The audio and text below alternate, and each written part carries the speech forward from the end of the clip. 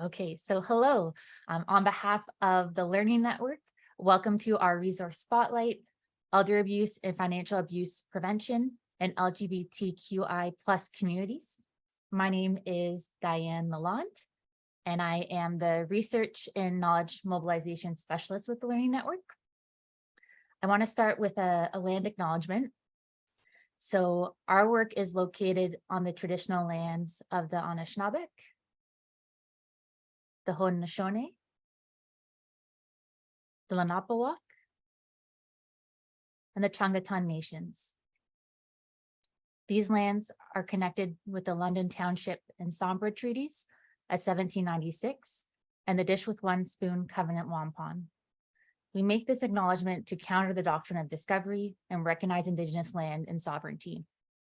We also recognize that many Black people were violently displaced to Canada through settled colonialism and slavery. We will continue to work collaboratively with communities to challenge colonialism, anti-Black racism, and further forms of oppression that remain pervasive in Canada and that result in disproportionate impacts of gender-based violence on oppressed communities. Today, we're happy to be joined by Dr. Celeste Pang and Rianne Rideout. Dr. Celeste Pang is a sociocultural and medical anthropologist and incoming assistant professor in women and gender studies at Mount Royal University in Calgary. Rianne currently serves as the Director of Strategic Partnerships for Elder Abuse Prevention Ontario. We're going to share a link in the chat where you can access their full bios. In terms of this spotlight, we're going to start with a presentation by Celeste and Rianne, and that will be followed by a Q&A. So make sure you submit your questions in the Q&A box, and we'll get to that after the presentation. And Celeste and Rianne, I will turn it over to you now. Wonderful. Thank you, Diane. Thank you for the invitation to present today and to everyone. Seems like more than 200 of you and counting who have decided to join us. As Diane said, my name is Celeste Pang, and I'm joined by Rianne Rideout, and we're here to present on elder abuse and financial abuse in LGBTQ+ communities. So I'll start us off, and then Rianne will pick up about halfway through. So we're going to start with a brief overview of who are LGBTQ+ older adults in Canada today, and then we'll discuss some key issues in elder abuse and prevention when it comes to working with these communities. I'll then hand it over to Rianne to get further into the particularities of financial abuse, and we'll dive into a case study before the Q&A.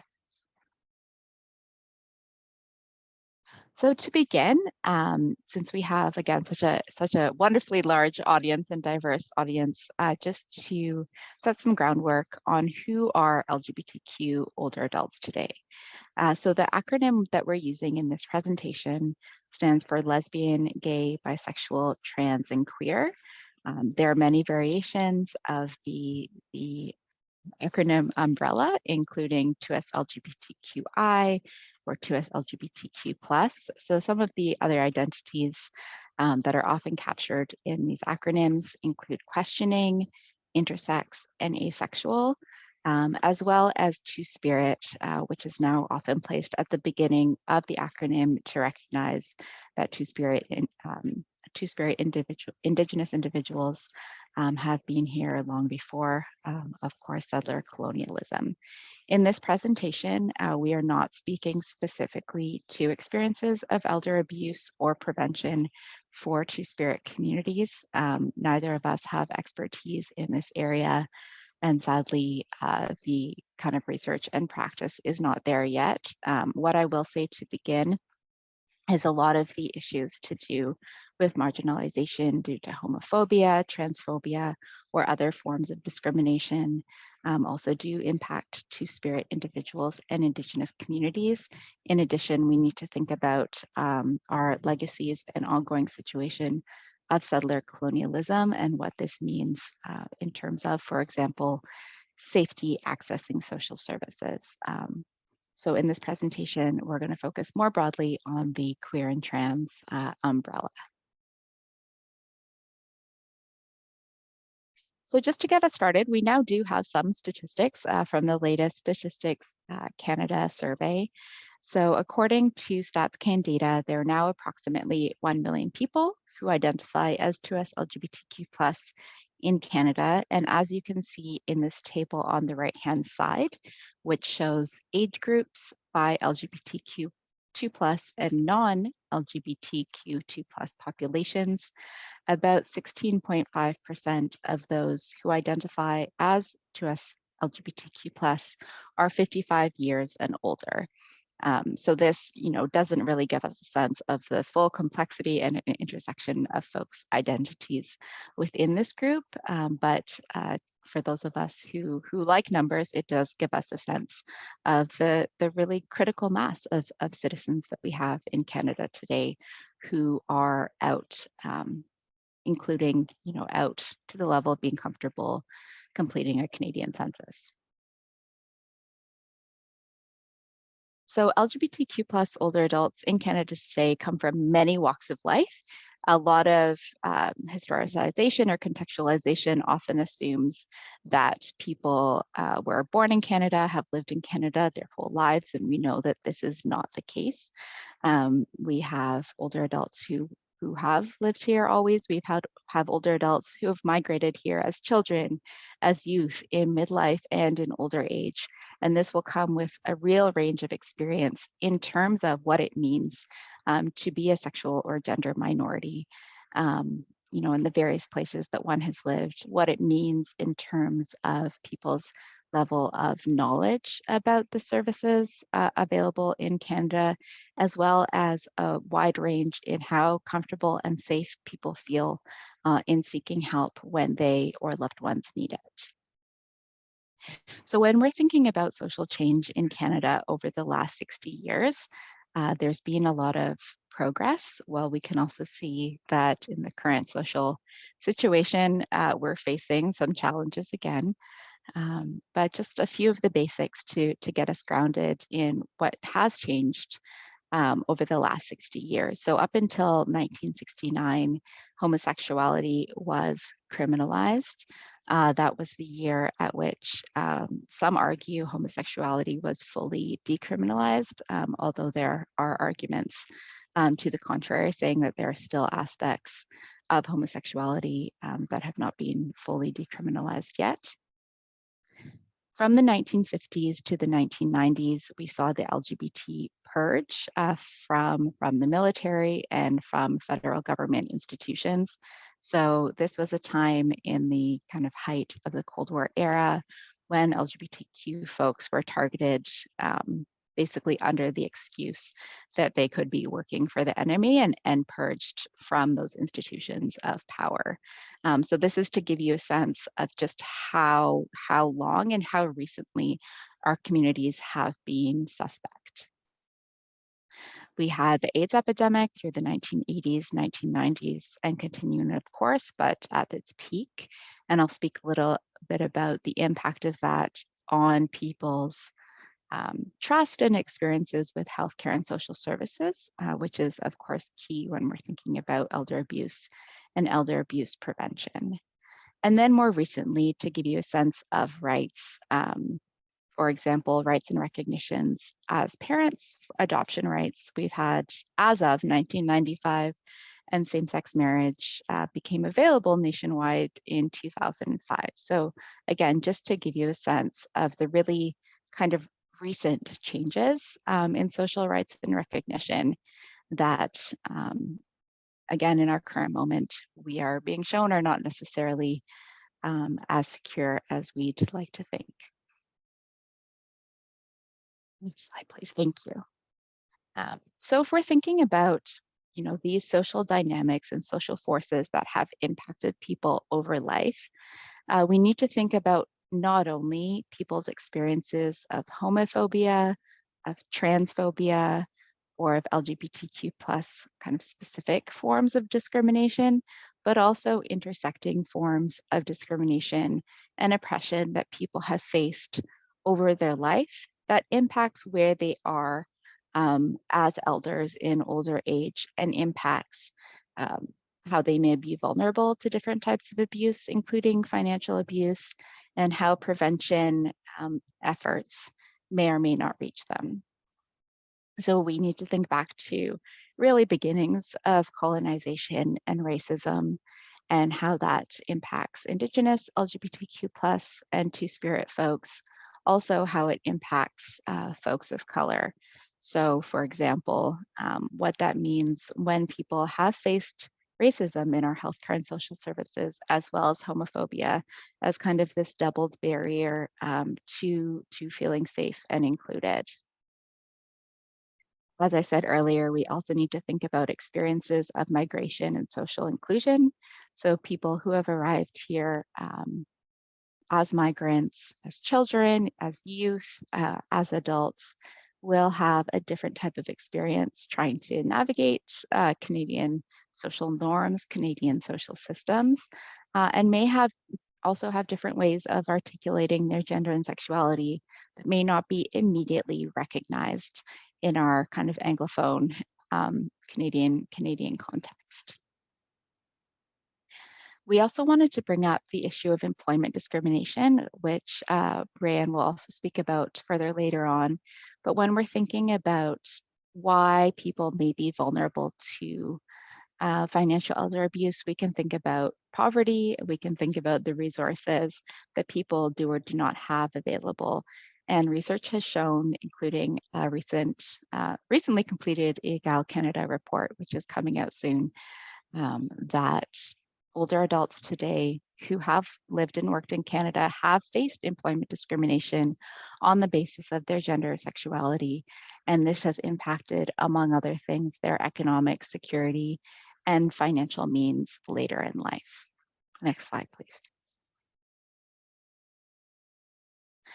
And of course, there's a lot more research, you know, in all of these issues on the issue of healthcare and social service barriers. So not only do LGBTQ plus older adults have disproportionate chronic health conditions or disproportionate health disparities, also including mental distress and chronic health conditions, excuse me. Moreover, we face healthcare and social service access barriers. So this can come from individuals' personal past experiences. So for example, in research that I've done with LGBTQ plus older adults and their experiences and perspectives on long-term care, a lot of people spoke to me about their experience during the height of the AIDS crisis and how their loved ones, their friends would go into hospital and they, as the same-sex partners or as people who were gay, were barred from visiting them. This is not categorically the case today anymore, yet those types of experiences that people have had earlier in life continue to inform how safe they feel in accessing mainstream healthcare services. And then of course, people also have faced the pathologization of biomedical care systems, including pathologization because people were trans or because people were gender diverse, which again is another barrier to seeking any type of help, let alone help in situations of abuse. Next slide, please. So here on this slide, I just have some resources for you and we'll link to them or have them included again at the end, but a lot of the research thus far has really focused on home care and long-term care settings. So those are a few citations if you're in the research world or seeking arguments for your programs and services. Those are included at the end of the presentation. And in Canada, we don't have a great deal of statistical data when it comes to health and healthcare access issues among LGBTQ plus older adults. But there was one study, I believe in the US, where it found that 27% of LGBT baby boomers reported that they had great concern about discrimination as they age. So this is just to illustrate kind of the scale of these concerns and fears that people can bring with them when they're thinking about trying to access services or aid. So as an illustration of this, I wanted to share a quote from a trans man participant in some research I conducted with Doctors Gloria Gutman and Brian DeVries back in 2019. And this research focused on LGBTQ plus older adults, advanced care planning needs, and the conversations they were having around this or not. So this person shared, there's a huge gap between principle and practice in thinking about healthcare and social services, as we all know. You could say you're trans friendly, queer friendly, but does it happen in practice, and how are these things enforced? And when you're in a home for the aged, you're very vulnerable regardless. Even if you're not trans or intersex or two-spirit or genderqueer, even if they may not do anything blatant, there's still that subtle othering that goes on. If your body's different, you have no choice. If you have a nurse there or personal support worker, they're going to know at some point. So there's a vulnerability around that. So we share this quote as a concrete illustration of where these sources of vulnerability can come from, and the kinds of systemic issues that are shaping how people are being treated and also responding to the possibilities of seeking help and care. So moving to elder abuse and prevention specifically, before we home in on financial elder abuse in LGBTQ plus communities, we wanted to elaborate on 3 key issues. So the first one, before we get to the first one, a polling question. So I'm not sure, there we go. So our first question for you is, have you worked with elder abuse victims who identify as LGBTQ plus older adults? Yes, no, or you're not sure.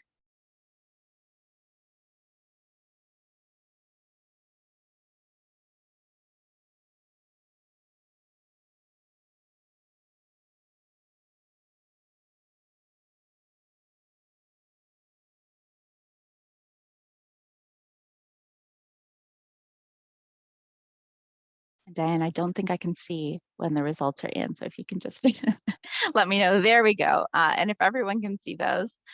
So we have 23% of us saying yes, just over 50% saying no, and about 25% unsure, which is super interesting and can tell us a variety of things, right? So obviously some of us do know that we've worked with LGBTQ plus older adults before. Some of us haven't or think we haven't, and 25% of us are unsure. So I'll just comment on that unsure category, which I think categorizes a lot of, or characterizes a lot of responses to this kinds of question, is how do you know, right? I've worked with long-term care facilities, different social service providers who really want to make their services more welcoming to LGBTQ plus older adults and their families and friends, who really want to do staff training to inform their staff, but they think that maybe there's not anybody there who's LGBTQ plus, so it's hard to justify that type of expense or effort, or they don't think that there's anyone there. So, you know, there's reticence to run an LGBTQ plus specific activity. There very likely is, again, if we go back to the Statistics Canada and think about, you know, our population in a numbers kind of way, there very likely are LGBTQ plus older adults accessing your services, who you've worked with, whether you know it or not. So the question comes, and we can discuss this in the Q&A because it's whole bucket of things of how do we become accessible and affirming to LGBTQ plus communities, and then how do we signal that to the point that people in need of help may feel comfortable identifying or sharing narratives about their lives and their situation that may provide clues to their gender, sexuality, as opposed to kind of self-checking what they say for fears that they will experience discrimination upon coming out. So thank you for participating in the poll. So Ryan and I have worked together on a variety of things over the last many years, but one of them was a brief on financial abuse and elder abuse in US LGBTQI communities. And basically what we found at that time, which was a little under 2 years ago now, is that there's really minimal research to date. So there are no known prevalence studies or incidence studies regarding elder abuse or financial elder abuse of US LGBTQI older adults in Canada. There have been some really neat projects like an arts-based research project run by a group out of BC. But in terms of the type of, and I'll use air quotes, evidence, hard statistical evidence that is often needed to argue for policy change, to argue for resources, we don't have that.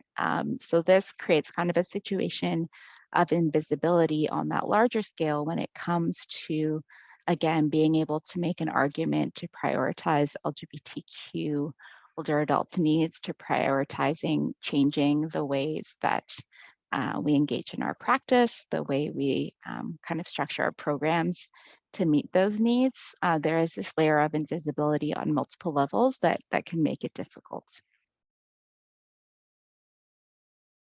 So elder abuse, as I'm assuming most of you are aware, is a single or repeated act or lack of appropriate action occurring within any relationship where there is an expectation of trust, which causes harm or distress to an older person. Next slide, please. So in terms of kind of our global knowledge, it's been estimated that 1 out of 6 older adults have experienced some form of elder abuse, and just over 8% of older adults in Canada have also experienced some form of elder abuse. One US Caring and Aging with Pride study. So again, just to give us a little bit of a sense of scale of just over 2,000 LGBTQ older adults aged 50 to 94, found that 2/3 had experienced verbal harassment, while just under half had been threatened with violence. And a very recent and forthcoming analysis of Canadian longitudinal study on aging data has found that sexual orientation was a significant predictor of financial abuse. So again, this is a very new kind of research analysis by Gloria Gutman and her team in British Columbia, but we see here in this chart that one of the most significant predictors is financial abuse of all the different forms of elder abuse that a person may experience.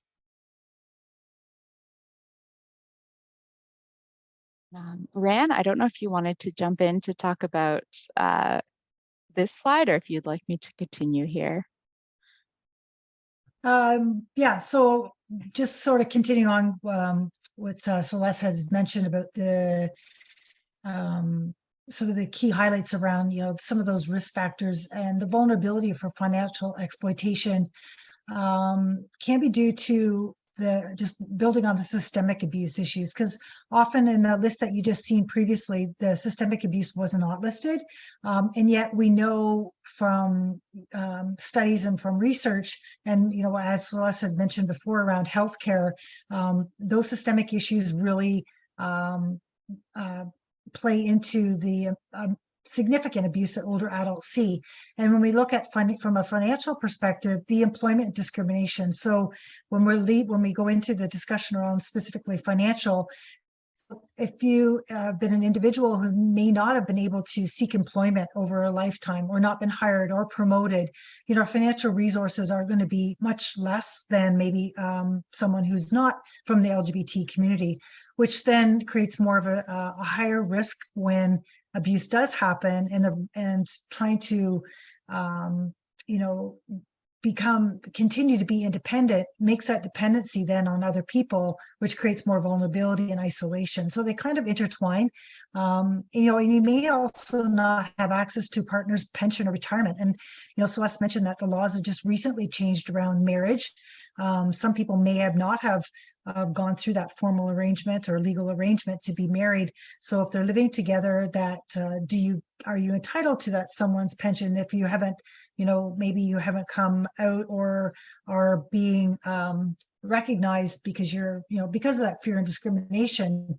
So people may not be aware of that, or government to access those pensions. So some of that leads into, when we get into financial abuse, more of that escalation of economic instability, based on the discrimination and inequality that's happened over a person's lifetime if they're an older adult. If you want to carry on. Thank you. Yes, I can carry on. I can move to the next slide. So this is a quote here, again, from a very recent research analysis, but just really points to power relations. So this person quotes, as Westwood has pointed out, the abuse of older people involves at its heart an imbalance of power relations.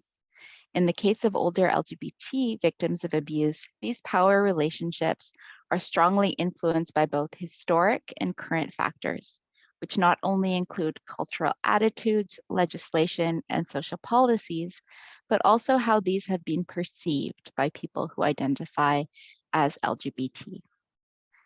So this is speaking to various risks due to marginalization, right? So not only are they these historic and current factors, including social attitudes and social policies, but how these are perceived by communities who may be more or less willing and comfortable in accessing help from institutions of power, right? Institutions like healthcare institutions, like social service agencies, like policing, when they may have had themselves very negative and harmful experiences, or know that other members of their communities have.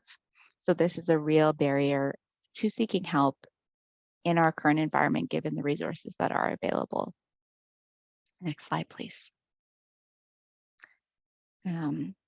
So Rand spoke a little bit to limited financial resources, but I'll just go back to this idea here of relationships with authority, right? As a marginalized community, often multiply marginalized communities, if we're thinking of LGBTQ plus people of color, for example, what does it mean when the services and the help that is predominantly available is from an authority, right? Is from a police authority, is from a hospital authority, and those figures don't feel safe. Where do people have to go when they are experiencing elder abuse or financial elder abuse?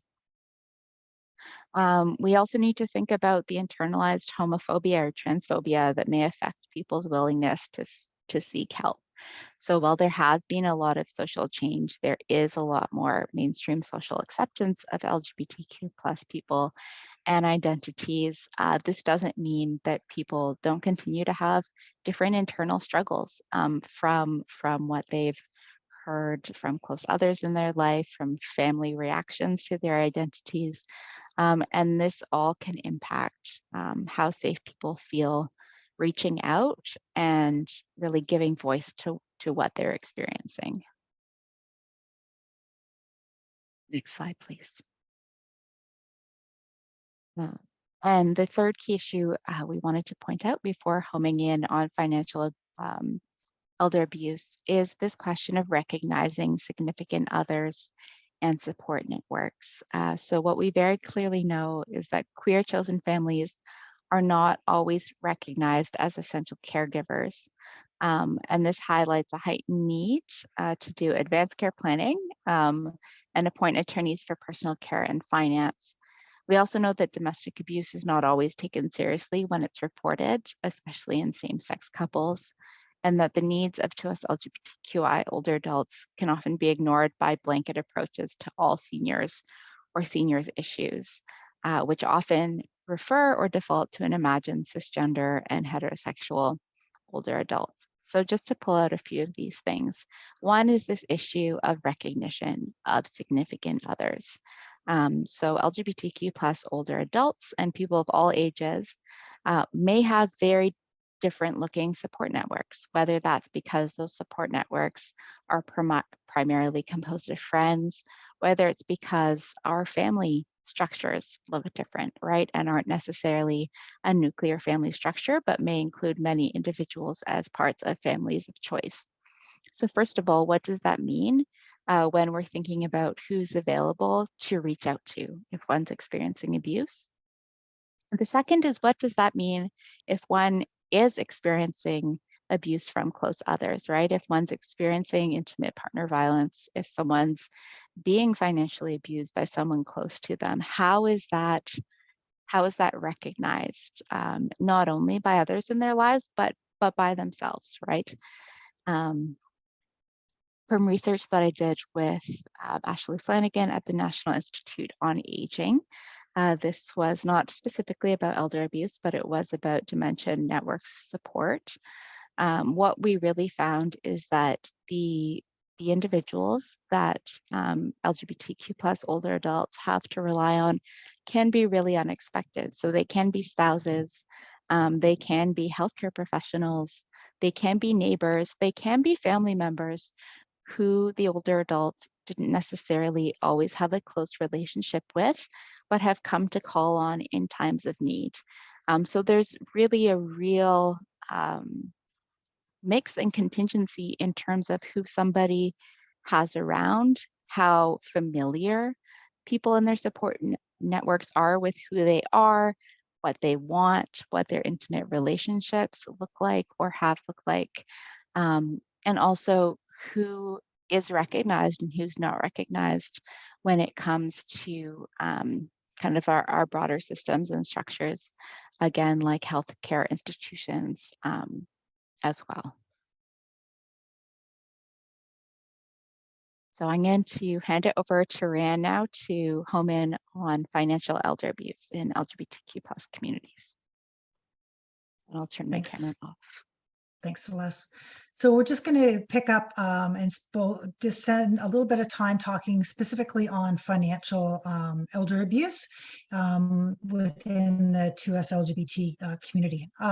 So when we're looking at the definition of a financial abuse and what that looks like, really we're looking at someone who's basically taking money from the older adult without their consent, or it could be with their consent if they have a power of attorney because they've given that authority to someone to look after their affairs in their best interest, but the person's not abiding to that.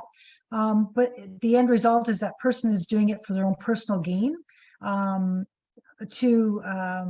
benefit themselves at the loss of for the older adult themselves. So we have already talked about the importance of looking at that from the perspective of systemic and economic barriers. As Celeste had talked about, and we've just mentioned previously about the impact that can have on an individual. Because when we start talking about, when we think about elder abuse and power and control, and people taking over our assets, and people want to be independent, but if someone's taken your life savings away, you may have to then resort to, being dependent on someone else for your financial, just to get by until you maybe can recover financially. And sometimes people never do. So, financial abuse has a real impact on others, on the individual, but affects not only their financial, but also their emotional well-being. It also, when we think about financial abuse, we also have to think about how those actions are being taken. So a lot of it is undue influence. So a person of trust manipulates or takes advantage of the older person to gain control of their money, their property, or life, either directly or through their powers of attorney, which we'll talk about in a minute, trust, marriage, or inheritance. So sometimes there's manipulation that can happen as a result of that undue influence, threatening behavior. The person is doing it with intent to harm that individual financially. And they're using it not in the best interest. They're using the other person's money, not in the best interest of the person that they're that they're caring for. And we see the perpetrators of financial abuse. It can be a partner, it can be a spouse, it can be kids, grandchildren, your own children, could be a neighbor, anybody in that position of trust, as Celeste mentioned in the original definition of elder abuse. So we're typically, when we think about financial abuse, we're not looking or thinking of financial scams and frauds, although we do talk about that in some cases, but when we're looking at that person in a position of trust, those people are not really have that close relationship. They may, over time try to do that, but we're really talking about sort of the close relationship that you have with someone that in your circle kind of thing. That takes advantage of that relationship that they have with you. So I think it's in, just knowing who those individuals are, that can include a financial advisor. It could be other family members that maybe directly or indirectly associated with the individual. So just taking that into consideration when we're thinking about who are the people that are committing financial abuse against an older person. And unfortunately, we see financial abuse is sometimes referred to as the crime of the 21st century, because financial abuse has really creeped up in terms of the prevalence of all different forms of abuse. We hear about different cases in our office on a daily basis, and I would say majority of the cases that do come forward are related to finances. Whether that's bank accounts, powers of attorney, someone trying to take over their home, whatever the situation may be, but financial abuse seems to be the most prevalent. But right behind that is emotional abuse. As Celeste mentioned earlier in that other study on LGBT seniors, that you can't really have one form of abuse without having emotional abuse also tied in with it, because people have an emotional impact as a result of someone harming them. So someone could be, if you're experiencing financial abuse, someone may be threatening, intimidating, coercing, yelling, screaming at you to give the money, or that making that person feel so uncomfortable. So often when we see financial abuse, emotional abuse is often tied to that. But we're living in a society, I think, also where we have greed. Individuals really, their wants and needs will, for their own wants and needs, will take precedent over someone else's. So they may act in a way that's not in the best interest of someone, but they don't care, that they're only looking after themselves. So, I need the money. You are older, you've worked all your life. You don't need it. What do you need the extra retirement money for? You're not going to travel. So why don't you just give it to me? This false sense of entitlement. It's going to be mine one day. Right. So, and we hear that often, I deserve it. I'm the one caring for mom or dad. So I should be the one that gets the financial assets or the financial gain from looking after that individual. So that false sense of entitlement, that it's going to be theirs and it's their belongings. They may start taking items out of their home, thinking it's going to be theirs eventually. That is wrong, and a misappropriation of someone's assets. And there's also opportunity. In this day and age that we now live in with technology, there's more opportunity for someone to take advantage of an older adult with online banking. We have now tap cards. Most people are cashless. We're moving towards this cashless society, which could create more vulnerability for cases of financial mistreatment. You may not even know that someone's taken your card and tapped it unless you look at your bank statements. And how many people look at their bank statements? This opportunity of with the ability of the not using, relying on technology and relying on other people to maybe sorry, lost my train of thought. The opportunity for people to maybe they're helping out, but they also have access to your documents, and things are done by computers and emails, so they can access bank account information, your personal ID. So all these kind of these new advances can create that opportunity for financial abuse to happen. So just paying attention to some of these behaviors and actions, which we're kind of going into now, where we do see these crimes happening. And financial abuse is a crime. Elder abuse itself is not a criminal offense, but there are actions under particularly financial abuse. There's theft. Theft is theft no matter what a person's age is. So even though you can't be charged with elder abuse, you still can be charged with theft. You can be charged for theft of power of attorney. That is a criminal offense. So we use the existing criminal code for charging individuals who commit financial abuse. However, that does require people to come forward and report that. And as we've mentioned before, some LGBT seniors may not want to come forward based on prior experiences with with legal or law, policing services. So which creates more of a difficulty, because then they're maybe trying to deal with it themselves, and it may go on longer than trying to stop the financial abuse from happening. But these are really important considerations and barriers that we have to think about when financial abuse does take place. So as providers or as individuals and communities, in order to protect each other and loved ones from financial abuse, we really do need to know what those signs are. So thinking of some of those actions are, taking someone's money under false pretenses, forcing, sometimes by force, stealing or misusing an older adult's money. It could be like a loan. It's a short-term loan. Can you just, give me $1,000 and don't worry, I'll pay you back next week.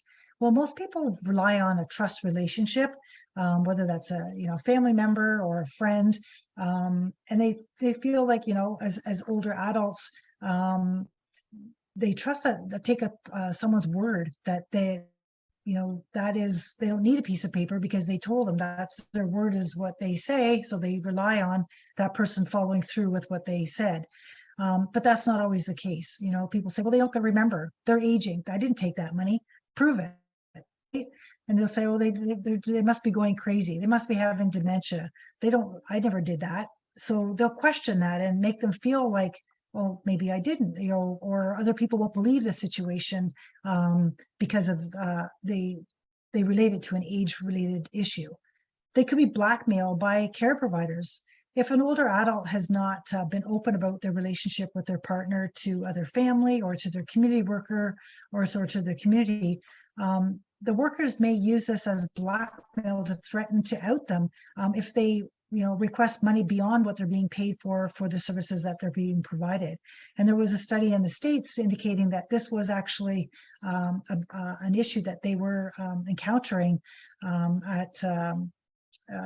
the LGBT communities with older adults, that they were finding that they were being threatened or intimidated by care providers. There could also be a refusal to pay for services or care. So someone who may be looking after your finances, maybe that's a power of attorney, or it could be a partner, and they're refusing to pay for healthcare services that you might need. Perhaps that's an assisted aid, let's say hearing aid or a cane, or it could even be dentures, any healthcare thing that you person may need, but they're refusing to pay for it because in the end result, they think that, well, if I don't pay for it, I'll have more money.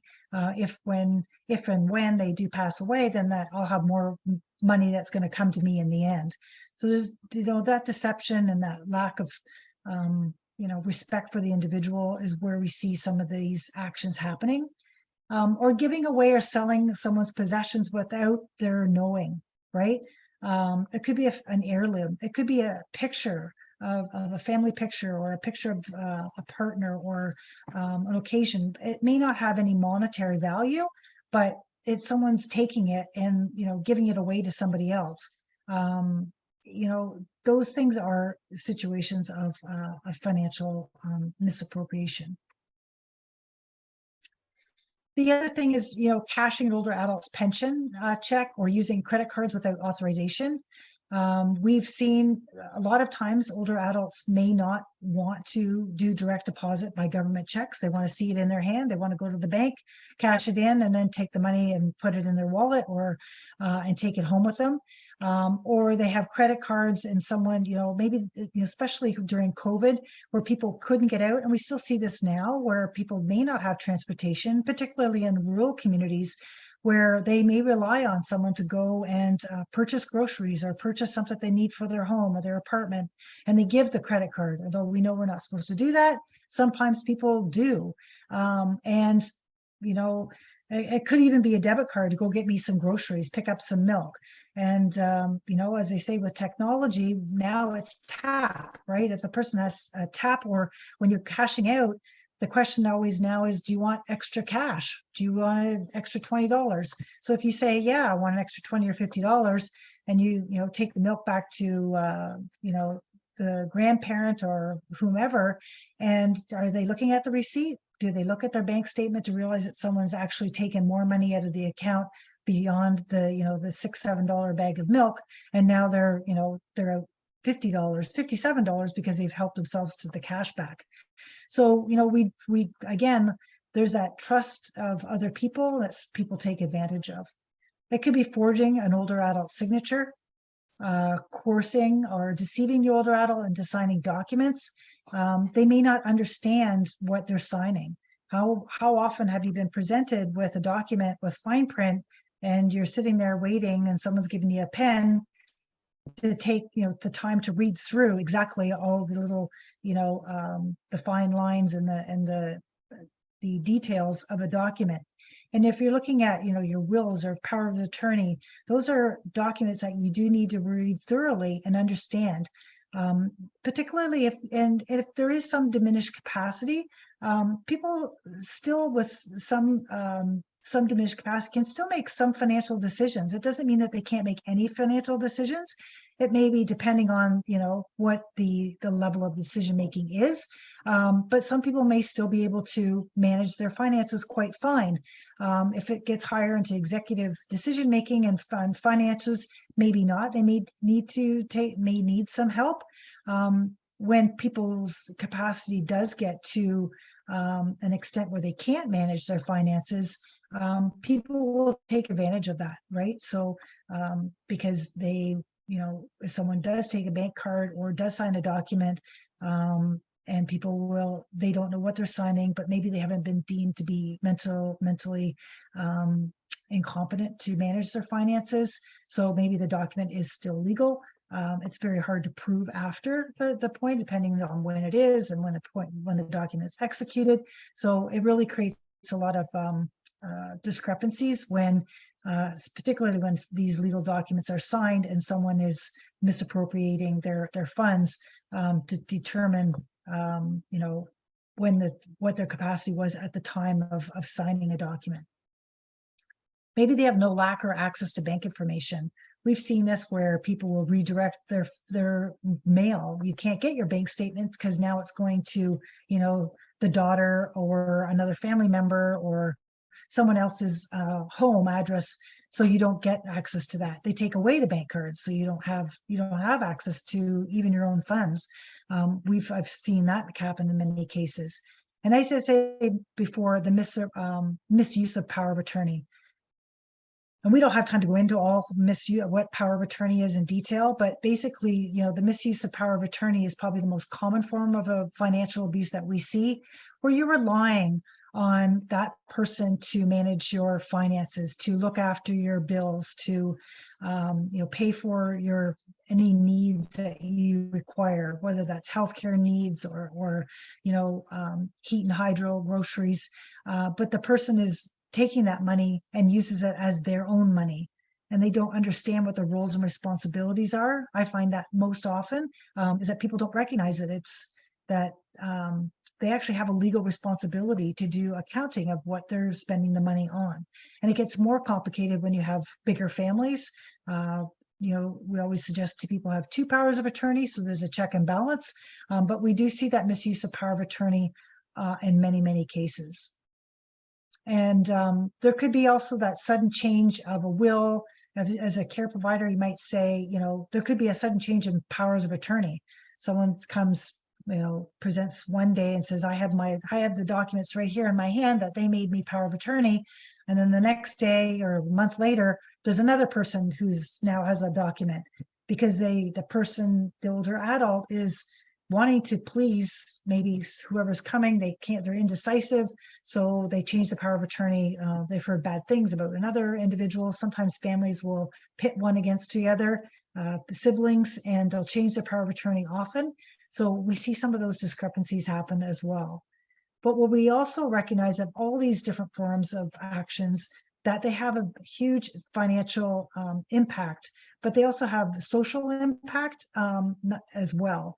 So, excuse me, older adults, they may have also lower incomes, as we've talked about, that social, so the economic instability or inequality that's happened in, in the past and still happens today, unfortunately, may put people in a position where that discrimination and has put them in a position where they may have lower incomes and have less traditional supports, maybe not having a retirement fund or healthcare fund due to discrimination in sort of the systemic policies and practices.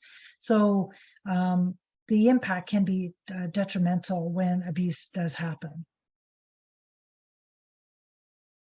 We have put together kind of a fact sheet around the impact. I'm not going to go through all of these, but the inability to recover financially, it takes a toll.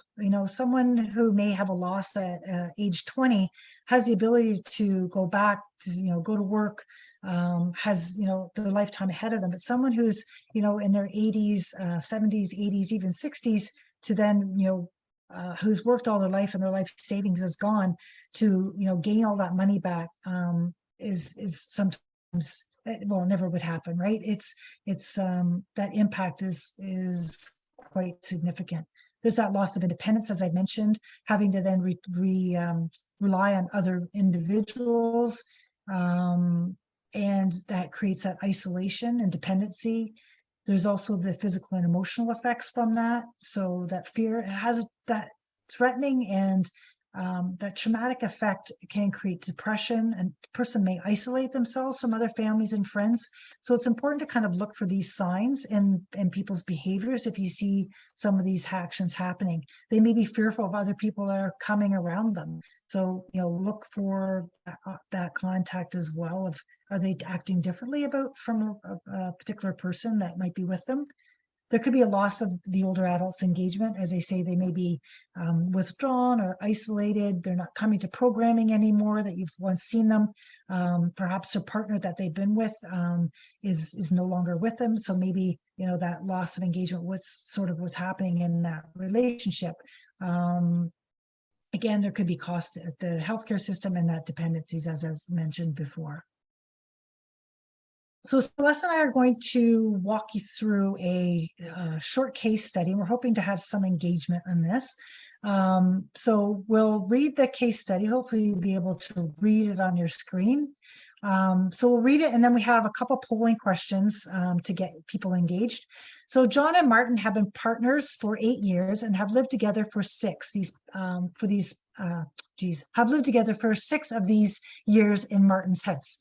Martin's family has had no contact with him since he came out. Martin recently appointed John as his attorney for property and personal care. When Martin suddenly had a stroke and was in hospital waiting placement into a long-term care home, his family immediately stated they were not going to allow John any involvement in Martin's healthcare decisions and that they were going to take over managing his finances. While John was at hospital visiting Martin, the family began promptly clearing out his possessions from the house. Many of the items that were taken, they were shared. Martin's sister contacted a realtor to put the house up for sale because they said John's name was never on the title of the house, and they never formally reported to CRA as living common law. Martin's sister has threatened to forcefully evict John. She threw a snow globe, a precious memento, while in a rage of anger when John told her he needed 3 months to find a new place to live. John does not have the financial resources to move, and Martin never did make a will. John is very angry and depressed, and he's not sure what his legal rights are. So our first question is, what forms of abuse do you think are taking place in this situation?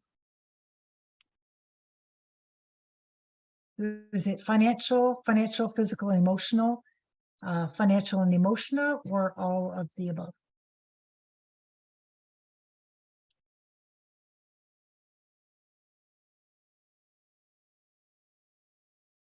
So Diane, I'll let you, whoever's managing that, you can see how many people are responding. So share the results.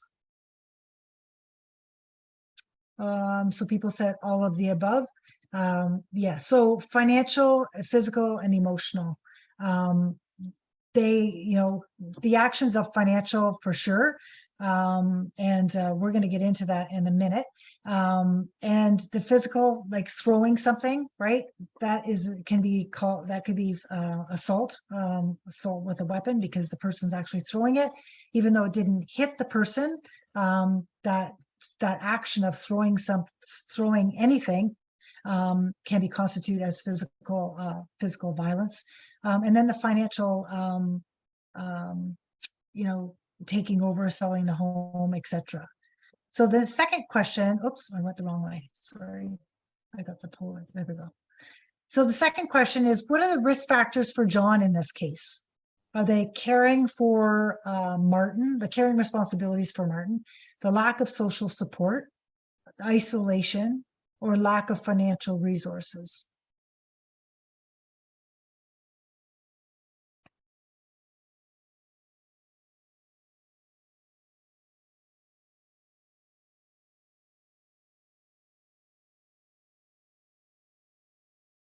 I'm going to share the results. All of the above, yes. And if we were, listening to when Celeste was talking about some of the dynamics and risk factors about, the caring, the lack of social support, the isolation, and we've talked about the economic, social economic well-being, that sometimes may not have the access to the financial resources. So yes, those issues are all play a role in this case. So we want to see if you would engage with us to have some discussion about what your response would be in this situation. And I'll flick it back to the case so you can review it again. But just thinking about what would your response be if someone, they were to come to you, John was to come to you and say, this is what's happening to me. What assistance would you provide? Who would you refer him to for further help? So I'm just going to go back to the case so you can read it a little bit further. So, what legal rights does John have in this case? You could put that in the chat box, I think would be the easiest. So some people are saying legal assistance, legal aid, Cleo.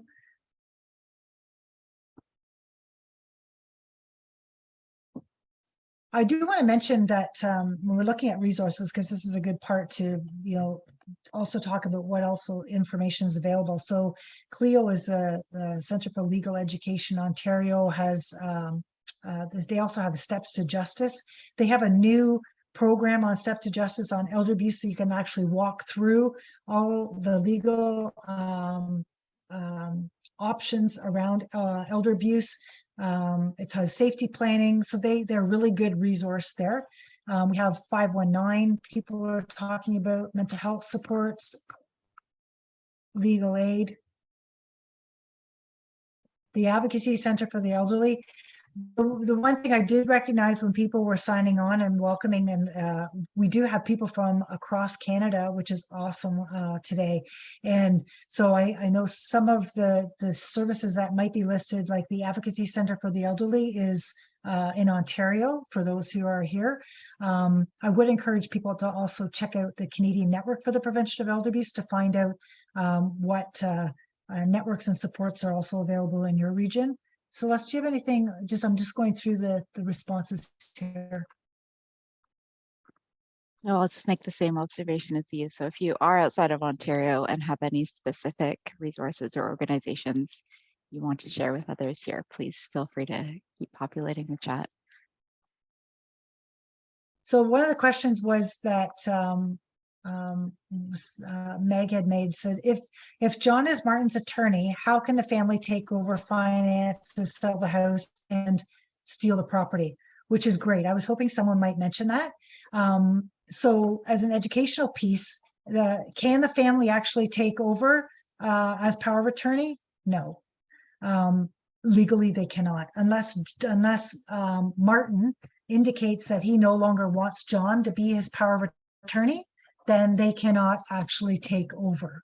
And they can, if they want to make a case where they think that Martin is not acting in the best interests of Martin, and is, spending his money or acting inappropriately, they can go to the court to apply for guardianship, to take over that authority. But they may have a hard case to prove just based on what we know here in this case. So they actually can't take over. So, however, a lot of times, if Martin is not aware of what his legal rights are in that situation, he may walk out of that house and say, oh, well, you're right, I don't know what my rights are, I can't afford a lawyer, so I guess I'll just leave and find housing. So we really need to, educate people about what their legal rights are. So that goes also for the healthcare decision. So if he's in the hospital and the sister automatically shows up and says, I don't recognize Martin as he's not his partner. I don't recognize him because, maybe she's, homophobic and doesn't recognize this relationship that they've had for years. Let's put that into context as well, that they've been together and he is that power of attorney. The hospital is to take direction from Martin, not from the sister. There is a hierarchy of decision making. Power of attorney, if they have that power of attorney, that is before family. If they don't have that, the partner is next in line before it gets to siblings. So there are safeguards actually in legislation that would protect John. Yeah, I will note though, Ryan, as you mentioned earlier, having been in long-term care and hospital situations with LGBTQ plus older adults, in practice, it is often who is the most vocal person there. So it's not like folks necessarily walk around with their power of attorney papers and, as you said, understand what that means. So if a very busy healthcare provider sees someone who's obviously a sister there who's saying, I don't recognize this man in the heat of the moment, people aren't necessarily empowered to kind of state what their rights are if they fully understand them. Right. And the relationship of living in the house, Celeste and I were talking about common law. If people, they're living in this house just because they may not have formally reported to CRA, they still have been living together. So he would still have, I would think, some legal rights under that the common law legislation or laws in regards to that. Now, both Celeste and I are not lawyers, and we don't. But there are some basic the laws that apply to these kind of situations. But if, like I say, the intimidation, you're under distress because your partner's in the hospital, you don't know what to do, you're trying to cope with not only that, but managing yourself without that person there by your side, and also the lack of support systems, right? So if Martin doesn't have a social support system as to help him through this, then he's going to be dealing with this sort of in that isolated framework of no one there maybe to support him. And if John, who else in the family are there other family members that the person can talk to and have these conversations with about what their rights are.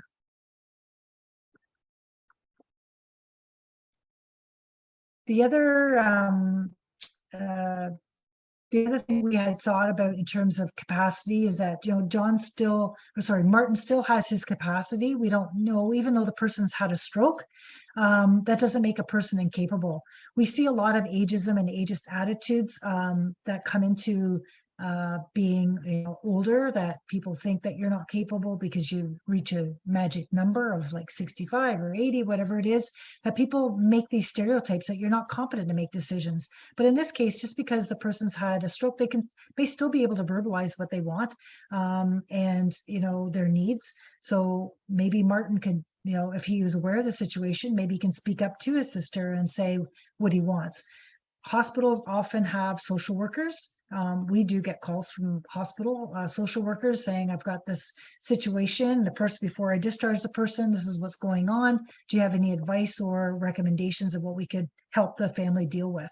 So maybe we could sit down, the social worker could sit down with both Martin and John and maybe the sister, and just talk about the situation a little bit further, because they have a role there to assist as well. And, you know, and then talking about counseling, so maybe both of them may need some further counseling after they get this. If Martin is going into the long-term care, again, that's a big process to, it's a transition process that people may need support through as well. You know, and as Celeste has done some work in long-term care, so she recognizes the significance of that as well. So other referrals too, that maybe it does need to be reported to police, but again, sometimes people may not want to go that avenue for obvious reasons that we've talked about. And, you know, reaching out to, I think someone mentioned in the chat box, reaching out to like a 519 in Toronto, or other LGBT programs and resources that are friendly, because maybe he's afraid, hasn't had a really good experiences in the past to reach out to the hospital social worker because of discrimination in the past, and not feeling comfortable doing that. So there, you know, it all depends on that person's prior experience and life experience of who they may reach out to. That lack of trust in the health system or care system or legal system may limit someone from taking that step and talking. And I think it's also important to recognize that if you're a friend and Martin reaches out to, or sorry, yeah, John reaches out to you, just guiding them in listening, not having to sort of solve the situation for them right away, but just having an ear to listen to what they need, and gathering up some of the resources that you might know of your community, because we know that resources across Canada are different.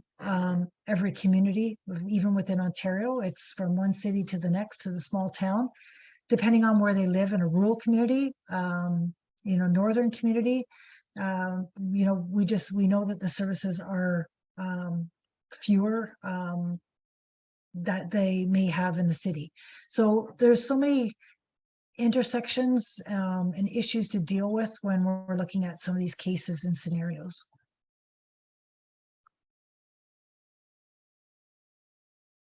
Do you have anything else, Celeste? I'm just kind of No, I think we can move along. move on. So, and then the last part is around, these are just highlights of things for, and just in any situation that might come up, you know, doing some safety planning, you know, if, you know, Martin does go, or sorry, if John goes back to the house and he's alone, is he afraid of the sister? Is there a safety plan that he can sit down and maybe talk about if she does come back to the house and, you know, starts to do some threatening behavior? How does he plan for that? How does he deal with that? Looking at others, say referrals and following up, and then making some referrals to different organizations that might be supportive for the individuals and for the couple. Celeste, I'm going to turn it over to you. Sure. So before we move along to the Q&A, we just wanted to point you towards a few more resources that are available. So this one is a community conversations brief on elder abuse and financial abuse. And it includes a kind of one-pager on red flags and warning signs, a review of barriers to reporting and starting the conversation about elder abuse in LGBTQ+ communities, as well as a sample conversation. So that can be found open access on the EGAL website. There you can also find a brief on dementia and advanced care planning. So advanced care planning being a piece of the elder abuse prevention equation, and that includes a kind of worksheet on questions to ask during advanced care planning. And it also lists additional resources on to us LGBTQI communities and advanced care planning. And then a couple lists for you. So since you'll have the slides, I won't read these out loud, of course, but this slide here shows a list of different supports and resources that you yourself can access or refer folks to.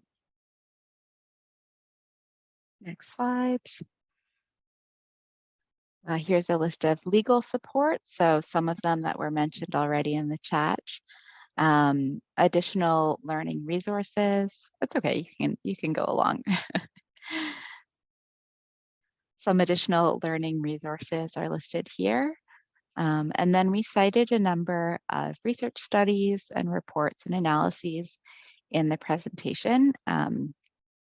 So these next two slides highlight some of those that we cited, and there's also a new book out, which I haven't read, but it's brand new, so I wanted to flag it for you all, on elder abuse in the LGBTQ2+ community is what it's called, and I believe it was just published in the last couple of months. So we began the presentation saying there is really limited research and public knowledge about elder abuse, and especially financial elder abuse in LGBTQ+ communities, but attention is growing. I think this invitation and the attendance at this webinar is, evidence of the growing interest and concerns that people have. So those are just some resources to get you started with some further learning. Yeah, and there is, like you said, Celeste, there are some up and coming research that's coming out by Dr. Gloria Gutman, who's done some extensive work in Canada, which is really great because, like we said before, there's not a lot of Canadian data, particularly on elder abuse and even financial abuse itself in the more specific area. So. Great. Thank you so much for the presentation, Celeste and Rianne. We have the opportunity now to go to question and answers. If you haven't had a chance yet, please feel free to pose a question to Celeste and Rianne in the Q&A box. We're going to proceed with the questions that have already been submitted, and I'm being joined by my colleague, Jasmine Tabibi, who is a research associate with the Learning Network. And I'll start off with the first question. I think you offered, Celeste, that maybe in the Q&A we would get into this, and so someone took you up on it. So they're wondering, how do we create a space that people know is inclusive of 2S LGBTQI+ people? What have you found to be the most effective? Sure. So here we always have, I think everyone faces the chicken and egg scenario. So, do we signal that we're affirming and inclusive when we're not sure if we're there yet? Do we get there and not signal it at all? I think there's a little bit of a middle ground. So, research has found, I know from community that visible signs of inclusivity, such as having a flag, such as having staff wear pronoun pins, are signs to people that, okay, at least this agency is thinking about what we may need. Maybe they have some expertise in this area. That expertise, of course, needs to be backed up. So people, staff should have training. They should have basic knowledge. Of course, no one can know everything, but there should always be agency investments in making sure, especially frontline service providers, know the unique needs and considerations that LGBTQ+ clients may have.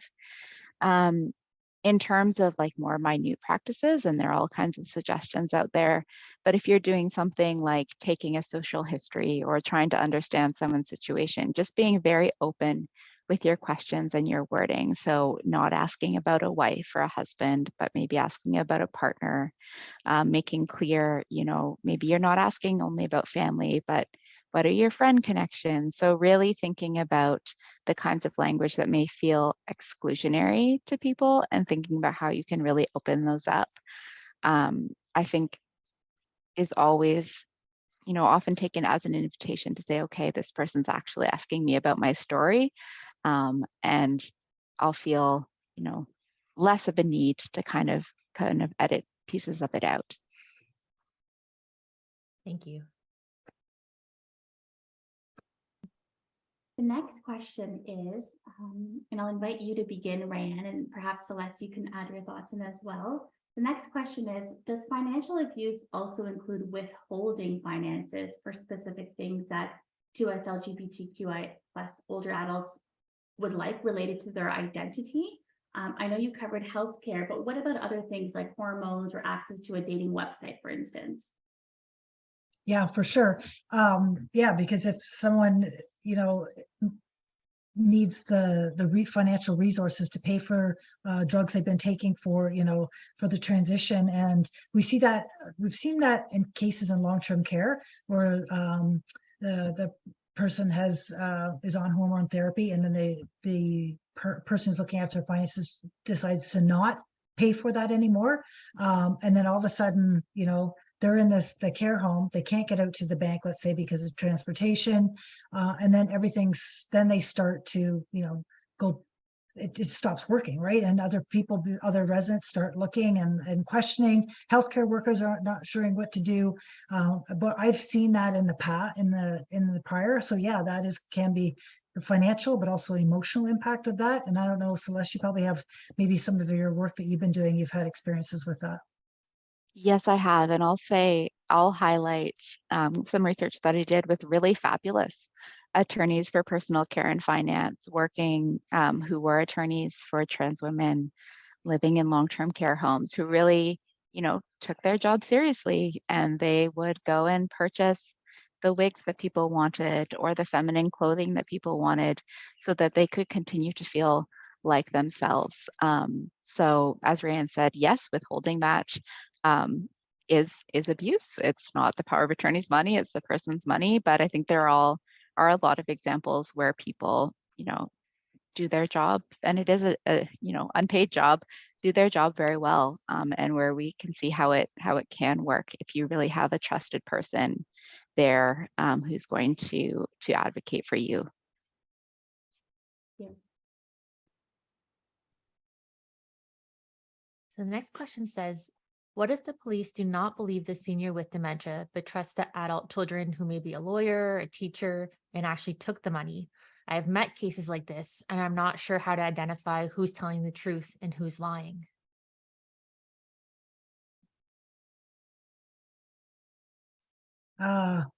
Yeah, well, I We're both guess smiling because we don't know either. I don't know either. Yeah, it's a difficult, it's a difficult one in situations that who do you believe? And I think sometimes it's the ageist undertone sometimes happens. If the person's older, who do they believe? Who are they, recognizing, of telling, getting the facts kind of straight? But yeah, it's a conundrum.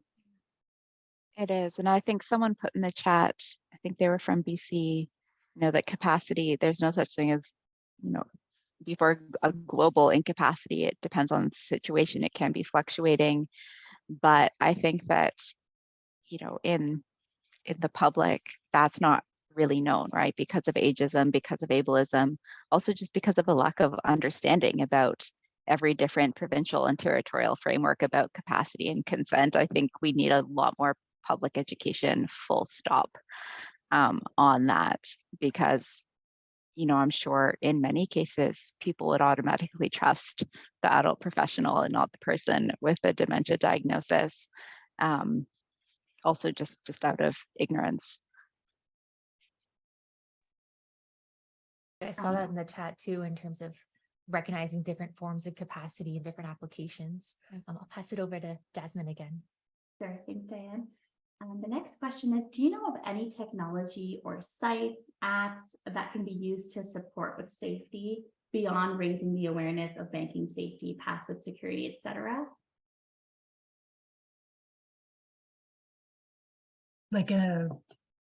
Not quite sure what like an app or something, or Yeah, like any form of technology, maybe websites, online tools, apps, either through the phone or on the computer.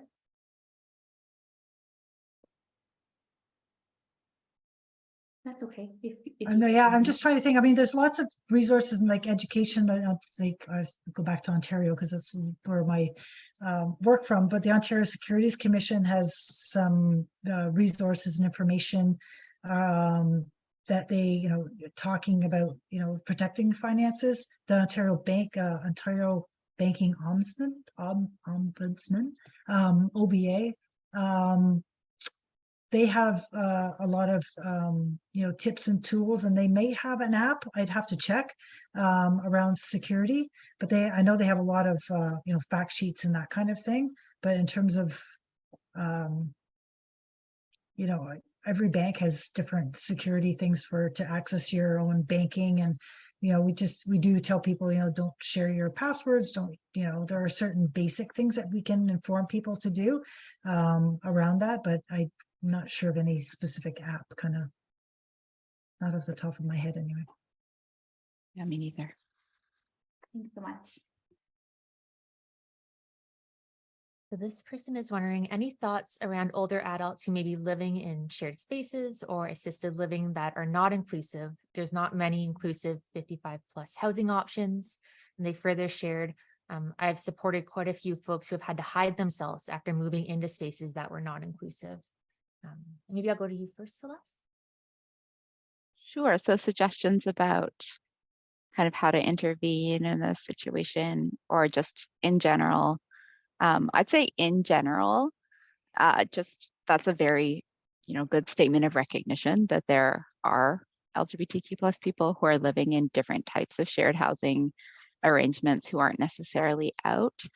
So maybe the comment I'll make is in thinking about, our extension of services to community-based seniors, whether that's through NORC, like naturally occurring retirement community models, or other models where increasingly there's a move to try to bring services to people, especially where there's a critical mass of older adults, is just to assume that there are LGBTQ+ older adults there, and to take that into account, even in any programming, right?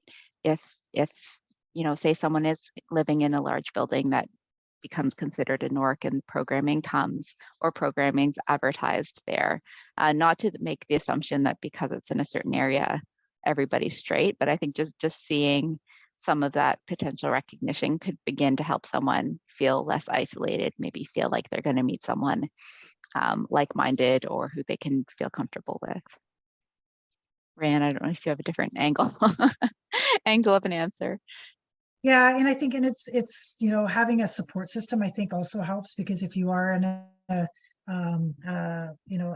shared living space, and sometimes there are individuals who are not going to change their behaviors, but if you're having a support system maybe outside of where you're in your community that you can talk to, and someone who can help advocate on your behalf as well, if aligning yourself with those individuals can also be helpful. And maybe they can bring in, I've gone to many shared housing spaces and done presentations, and it doesn't have to be blatant in terms of this presentation is going to be telling you how to behave. It's more of a subtle kind of a talk. If I'm doing something on financial abuse, it's more like protecting your money, and then you bring in the subtleties of other issues that might be happening in the building where people may not see themselves until you actually point it out, and they'll go, oh, I might be doing that, I shouldn't be doing that. Like senior bullying is a big one, right? Like this may be the case in shared housing where we see that bullying happening, which is on the verge of elder abuse, where they're not respecting their rights, not respecting other people's property. You're treating them differently, obviously. And that might be a way of, having a talk on bullying. We're not saying, and you're not bringing the issue to the forefront where then nobody comes. But if you say, well, other people are experiencing this, and you give examples, it might, educate others about how to treat others kindly. So unfortunately we have to do that, but, that's sometimes what it takes too. Thank you for those strategies. And I appreciate it as well, just recognizing like to us LGBTQ adults are here, and you started your presentation with that, like there's data. I'll pass it off to Jasmine. Sure. I think we have time for one more question. This person has said, I'm part of an LGBTQ2S+ advisory group with the Calgary Police Service, and wanted to know if there's any particular pieces or resources that should be shared with them as frontline community members, and better capacity and knowledge of our community. And to strengthen capacity and knowledge of the community. Yeah, thank you for the question. Whoever asked that, please feel free to reach out as a new Calgarian I would also love to learn from you, but I'd say, just to start, it's education like this. So some of the resources that we provide the names of at the end of this presentation, even saying, here are some things that you can read to start to do your homework, could be one place to start. I'm not as familiar with the Alberta specific kind of resources yet, but hope to become so. Thanks, And Celeste. there's an elder abuse, there are in that Calgary area, there is elder abuse prevention network. And Calgary's, they've been fortunate. The government has actually invested a lot of money in elder abuse prevention. So you could reach out to myself and I can give you the contact name for those working in that area to get connected with. That they may have some other local resources and they have already done some work in that area. I'm not quite sure, but I know that there's a lot of work being done in the Calgary, Edmonton, the whole province of Alberta. Thanks for sharing. I see some discussion happening in the chat room along these lines, so that's great. I'll pass it back to you, Diane. Yes, thank you for those further resources. We'll also keep track of the resources people shared in the chat as well and offer those so that people can still access them. But that is all the time that we have for today. I want to thank our presenters, Dr. Celeste Pang and Rianne Rideout. As well, I want to thank the ASL interpreters, Jamie and Alex. And of course, all of you for attending and absorbing this information and engaging throughout. Don't forget to complete your evaluation form. That's going to open in your browser after the spotlight. And that's also the way that you'll gain your certificate of participation. And we look forward to seeing you all at the next spotlight. Bye for now. Thank you. Bye. Thank you.